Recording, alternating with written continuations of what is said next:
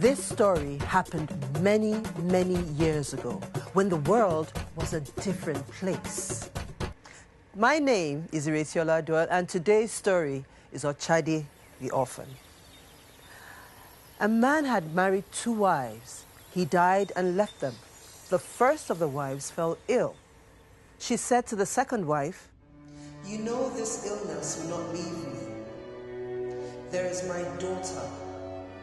I have left her as a trust to you. Promise to look after her for me. Treat her as you would your own." The second wife took the vow, and so it was that Ochade came to live in the home of the second wife. But all was not well. No kindness was shown to her, no compassion, no sympathy. Ochade was very, very quickly treated with cruelty and wickedness by both her stepmother and the woman's very lazy daughter. She was made to work harder than the donkey that pulled the cart to the market.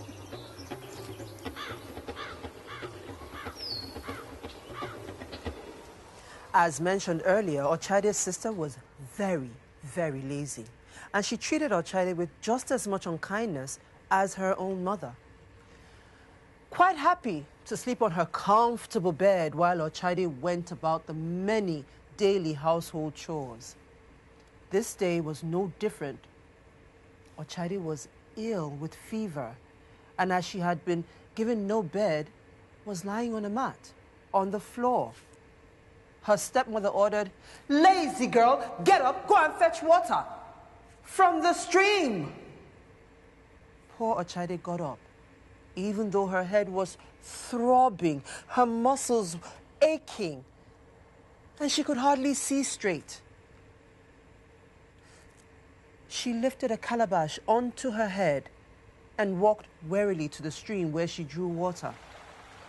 When the calabash was heavy with water, Ochade made her way back to the house.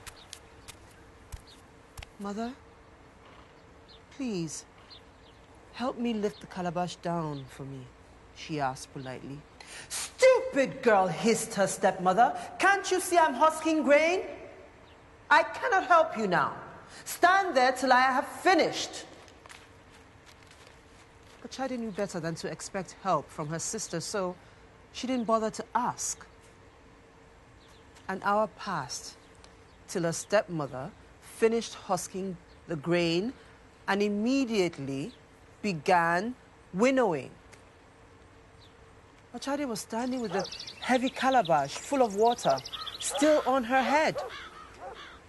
But not feeling well, Ochade again asked for her stepmother's help. "Mother, please, help me lift the calabash down for me." But her stepmother said bitterly, "You can see I am winnowing. I cannot help you now, only when I have finished. Stand there until I'm done." Ochade stood patiently until her stepmother had finished winnowing, and until she had washed, and until she had rested. And all this time paid no attention to Ochade whatsoever. Ochade finally pleaded, "Mother, please, help lift the calabash down for me." Her stepmother said again, "Do you not see that I am pouring grain into the mortar? I will help you when I finish pounding." Ochade stood quite still. Her stepmother finished pounding. She repounded. She winnowed. She rewinnowed. She washed and washed again. Ochade was left standing with the heavy calabash full of water pressing down on her head. Desperate now, Ochade begged, "Mother, I beg you, before I fall to the ground, please, please help me lift this calabash down for me." But her wicked stepmother shrieked, "Impolite, ungrateful girl, do you not see I am putting porridge in the pot? If I stop what I'm doing to help you, the porridge will burn. Now wait there until the porridge boils. The porridge did boil. It was taken out of the water, then pounded and squeezed. And only then did stepmother decide that she had finished what she was doing and was prepared now to help Ochade. All the while, her lazy sister lay on her soft bed. Ochade, still with the heavy calabash full of water on her head, stood still, exactly as her stepmother had commanded.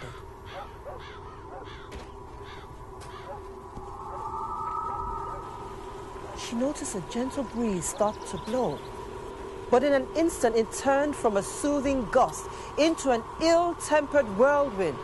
It scattered everything in the house. Tables and chairs were thrown to the floor. Shelves fell from the walls. Even the porridge, so long in the making, was spilt. Ochade's stepmother cried out as she was being hurled around the room. "You stupid, lazy girl! Help me! Help me!" All Ochade's sister could manage was, "Mommy! Mommy! Mommy!" as she was thrown from one side to the other and back again. Ochade, though, had problems of her own. The calabash fell from her head, breaking as it hit the floor. The water splashing all over the place. The whirlwind lifted Ochade from the ground and went off with her to the distant forest, where it placed her gently down. She gathered her wits about her, only to realize she was completely on her own.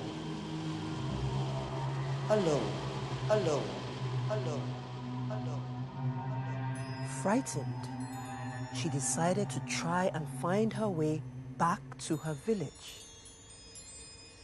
Roaming in the forest, if the truth be told, hopelessly lost, when she saw a grass hut, she carefully approached the hut and peeped in. There, to her alarm, inside the hut, she saw a mask and a dog. She turned to run, but the mask made a strange sound.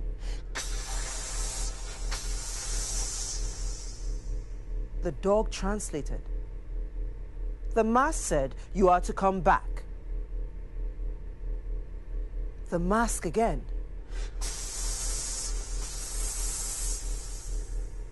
And the dog again. The mask says, "You are to enter." Ochade entered the hut, utterly bewildered, and bowed down. Repeated the mask. The mask asked if you can cook. To which Ochade replied, "Yes."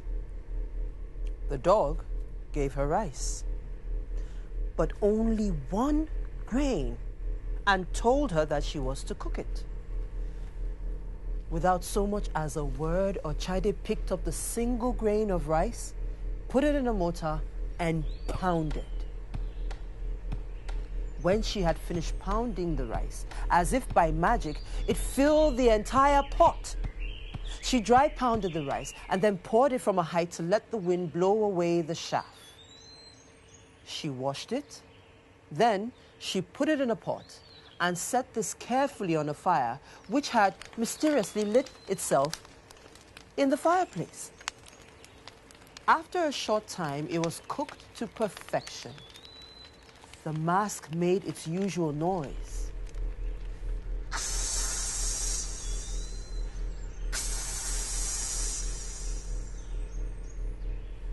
The mask asked if you can make soup. Ochade replied cautiously, "Yes, I can." So the dog got up and went into the forest, where he found an animal bone that must have been lying there, hidden for many, many years. Returning moments later to the hut, he gave this to Ochade, who was a little taken aback by the sight of this old bone, though she contained her shock, took it and put it in the pot. After a short time, again, as if by magic, it was not bone that filled the pot, but tender meat. As the meat was cooking, she poured in salt and spices, and when the soup was ready, she took the pot off the fire.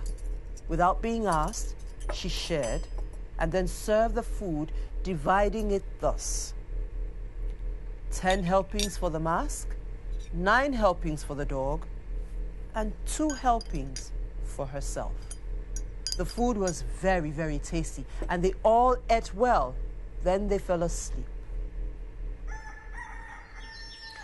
Early the next morning, Ochade was awakened by the mask's now familiar sound.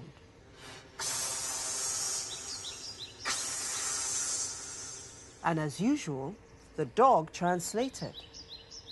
The masks want to know if you can make corn cakes. Less frightened now, Ochade replied with a slight smile on her face, "Yes, I can." Then the dog got up and gave her 1 grain of corn. Ochade began her work straight away, and as with the rice of yesterday, the corn was soon overflowing in the pot. She rolled the paste into cakes and put it in the pot until it boiled. When it was ready, she took it off the magic fire and gave 3 cakes to the mask, 2 cakes to the dog, and kept 1 cake for herself. For a long while, the mask said nothing, so the dog said nothing, and so Ochade said nothing.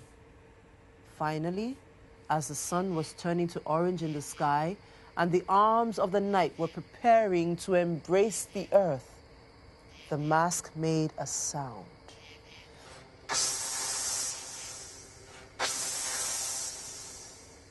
The dog raised an ear, as dogs do, and said, "The mask is asking if you want to go home." Ochade said, "I would love to go home, but I do not know the way." The mask again.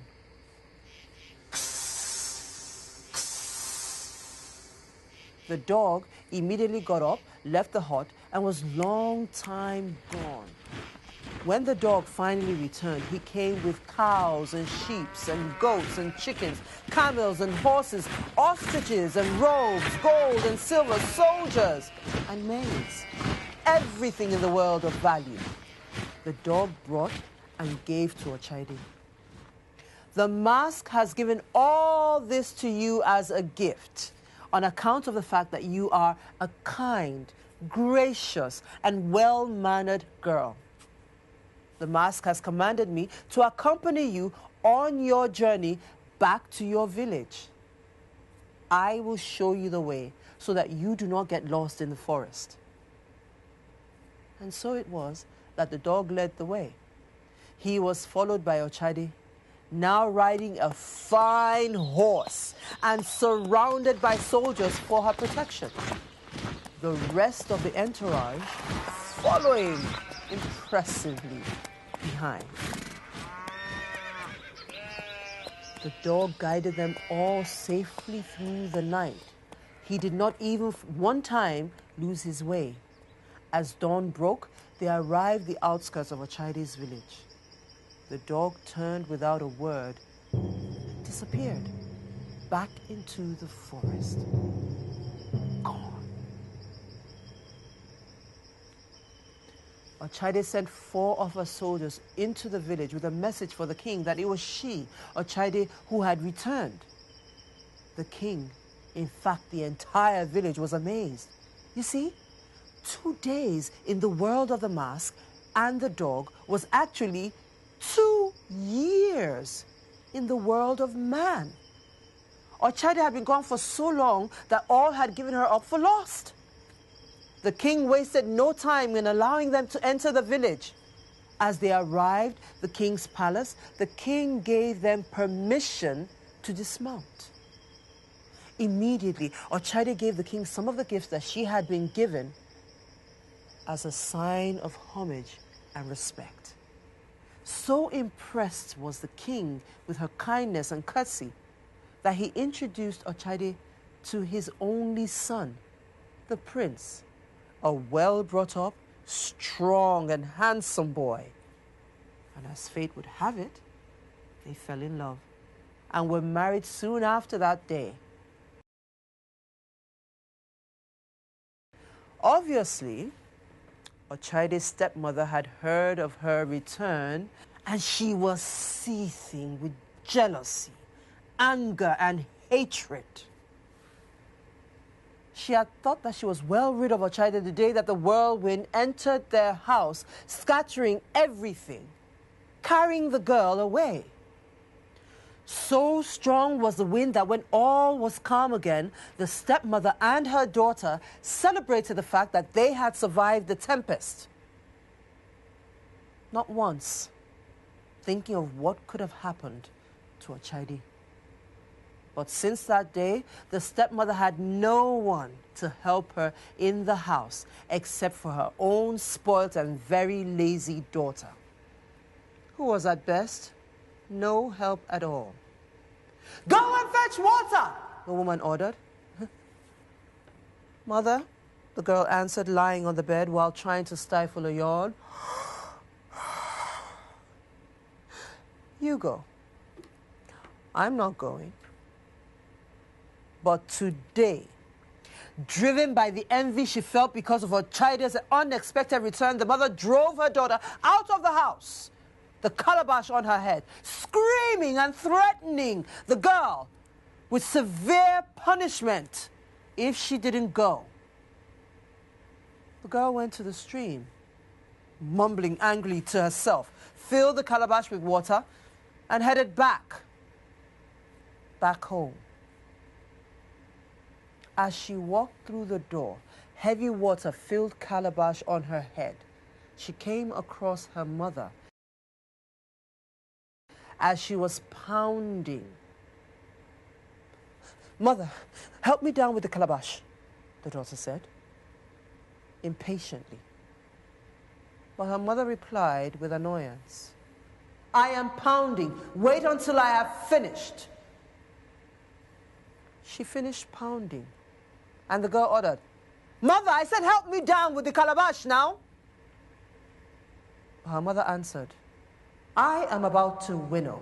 Wait there till I have finished." She finished winnowing, and again the girl demanded angrily, "Mother, help me down with the calabash now. I cannot hold it for much longer." Oh. The only reason she didn't drop it was because she knew her mother would force her back to the stream to fetch more water. Her mother again replied, "I am going to pound. I will help you when I have finished." When she had finished pounding, she looked up but could not see her daughter. She searched for her all over the house. She looked by the stream but did not find her. She asked passers-by on the road, but none had set eyes on the girl. You see, in her anger, she did not notice that a very gentle, subtle breeze had blown through the house, making her daughter mute and unable to make a single sound, and had carried the girl away. Yes, lifted her and carried her to the forest. The breeze took her to the forest, where she was roaming and roaming until she saw a grass hut. She went and peered in the hut and saw the mask and dog. She drew back, but as she did so, she heard a strange sound.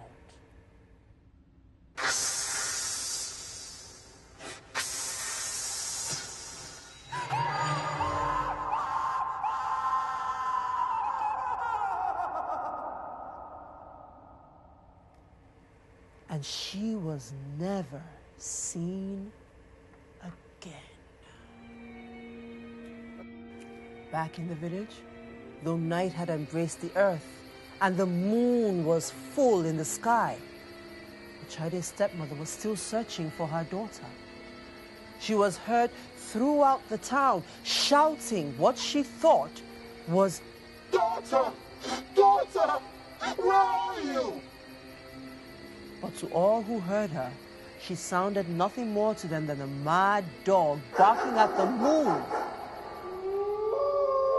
The woman, now full of rage and green with envy and full of jealousy, since Ochade's return and anxious as to the whereabouts of her daughter, had become demented and crazy.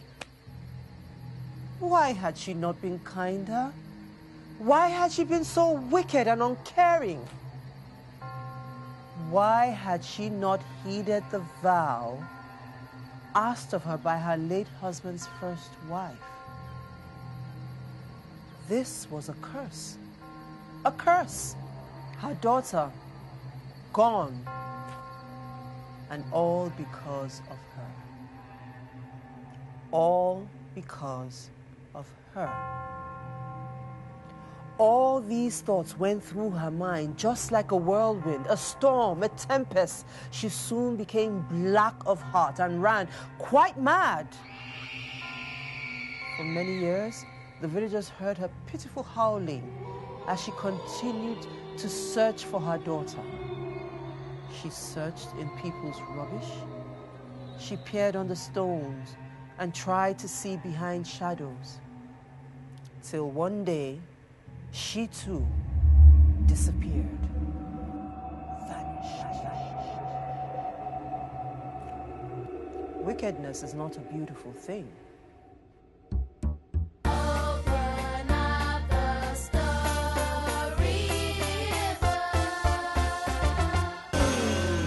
The moral of this story is, people who sow wickedness will see it grow in their own garden.